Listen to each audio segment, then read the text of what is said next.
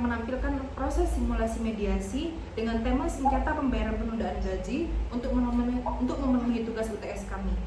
Baik, saya akan memperkenalkan rekan-rekan saya. Saya Juhani Inas Rasel dengan NIM 356 berperan sebagai Ibu Ratna selaku mediator. Saya Patricia Novia Yevenita NIM 466 sebagai Rizky Ardi selaku teknisi lapangan. Saya Ima Rahmatul Ainia NIM 353 berperan sebagai Maya Fitriani selaku staf customer service.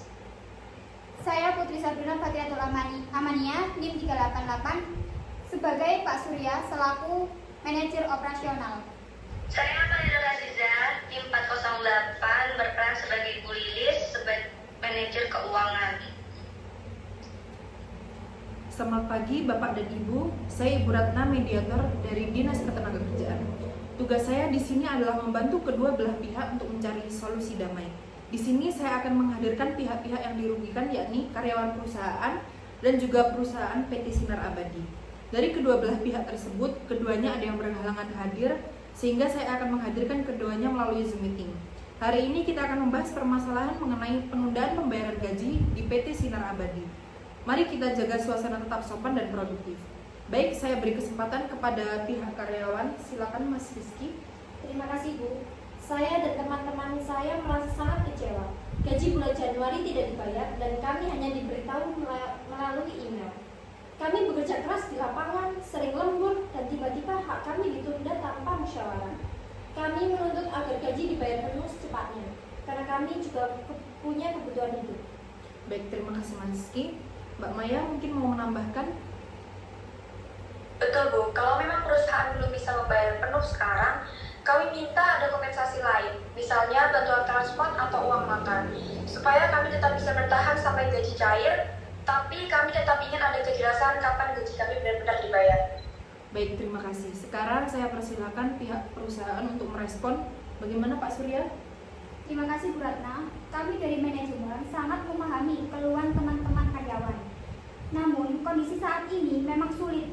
Banyak proyek yang tertunda akibat perubahan regulasi dari pemerintah. Kas perusahaan benar-benar menipis.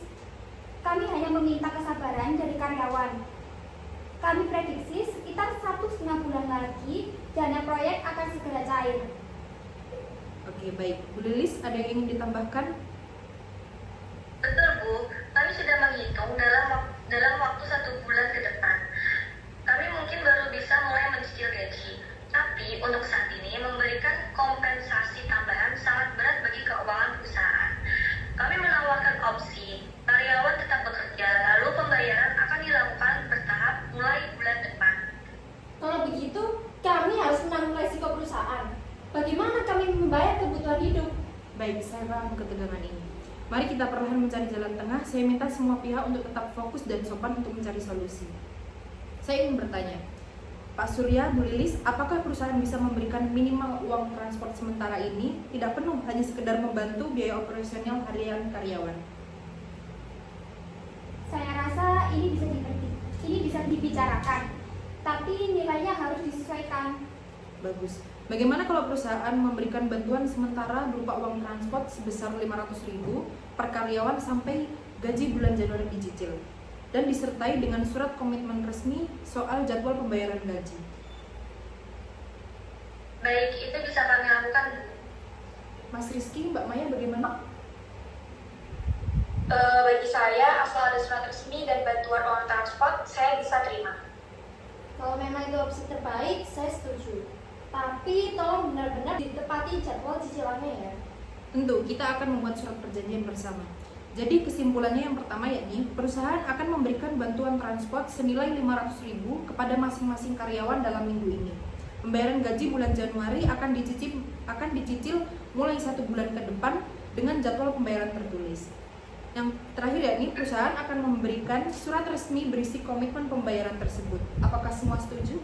Setuju. Baik, dengan ini mediasi kita hari ini berhasil mencapai kesepakatan. Saya ucapkan terima kasih atas kerjasama dan kesabaran semua pihak. Semoga hubungan kerja tetap terjaga ke depannya. Sebelum kita lanjut ke penandatanganan, saya ingin memberi ruang jika masih ada unek-unek atau klarifikasi dari kedua belah pihak. Saya tahu ini bukan perkara kecil, jadi mari memanfaatkan momen ini untuk saling bicara dengan jujur. Mas Rizky dan Mbak Maya, ada yang masih ingin disampaikan? Jujur Bu, saya masih ada kekhawatiran. Ini bukan pertama kalinya gaji terlambat. Tahun lalu juga pernah. Meski tidak separah sekarang, kami khawatir ini jadi pola. Kami butuh jaminan bahwa ini benar-benar sementara. Pak Surya, bagaimana tanggapan Anda? Mas Rizky, saya tidak menyangka bahwa masalah ini sudah berulang. Tapi kami sedang belajar dari kesalahan. Sekarang kami juga sedang menyusun kebijakan baru untuk mencegah hal serupa. Mulai bulan depan kami akan membuat laporan keuangan transparan untuk disampaikan ke perwakilan karyawan tiap bulan.